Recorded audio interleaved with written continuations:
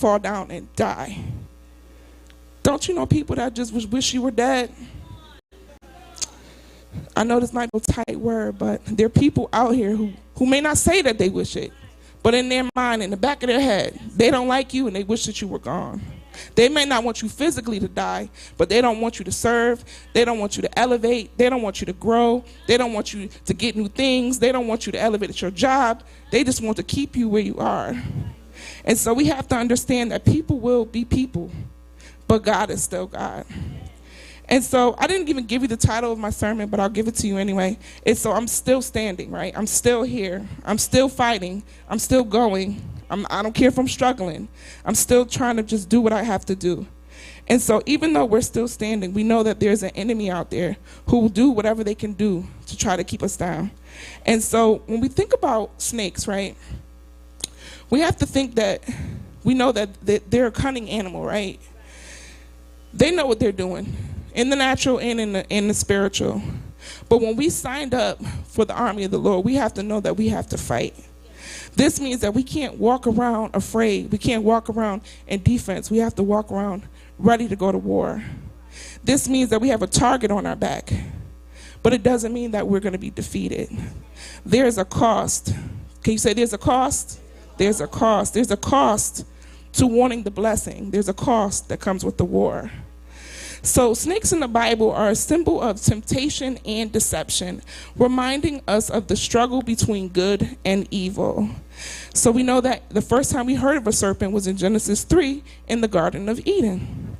The serpent was already there. He was planted there, right?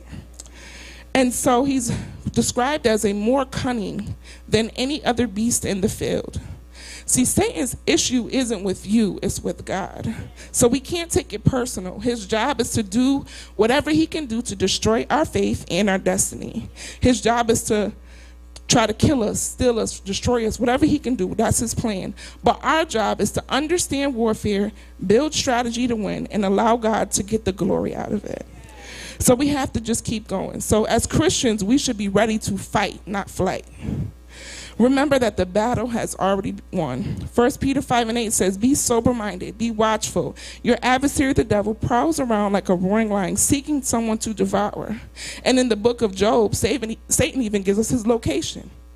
So we know where he is. He's roaming where? To and fro on the earth, back and forth, right? So we know where he is. See, snakes are part of a reptile family. There's over 3,000 types of snakes. That means that there's over 3,000 probably types of demons, demonic forces, and entities that want to come against us. But we have to remember that in Revelations 12:4 it says that Satan took 1/3 of the angels with him. So that's a whole lot of people. But what we do have to understand is that even with that power that they possess, they are still limited in what they can do. 1 John 3:8 says that the one who does what is sinful is of the devil, because the devil has been sinning since the beginning. The reason the Son of God appeared to destroy the works of the enemy. And so we possess power as well. See, we're not defeatless, guys. We actually have power. We just have to tap in. Ephesians 1:3 says that we sit a little lower than the angels. Right? We sit in heavenly places. So we can't be afraid. We possess the power to actually take the enemy out.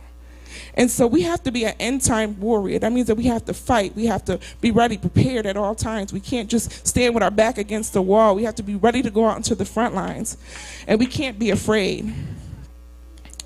We can't just sit and be dormant. So snakes are limbless. That means they have no limbs, right? They have just a body, they have a tail, they kind of wiggle. And naturally, that's what they do. But did you know spiritually, that's how they slither into the cracks of our lives? The doors that we open, these are called legal entry points. So what are the cracks? I'll tell you. There's sin, ancestral sin, generational curses, satanic occultment, trauma, withholding unforgiveness, holding grudges. This is how he slides his way in. So Ephesians 4:27, you can write this down if you have a pen. It says, "Do not give the enemy a foothold." That means that we don't give him something to work with. We got to just give him nothing. If we give him nothing, he has nothing to work with. So snakes, they also, if you didn't know this, they can't move their eyelids. So that results in them just be staring off all the time.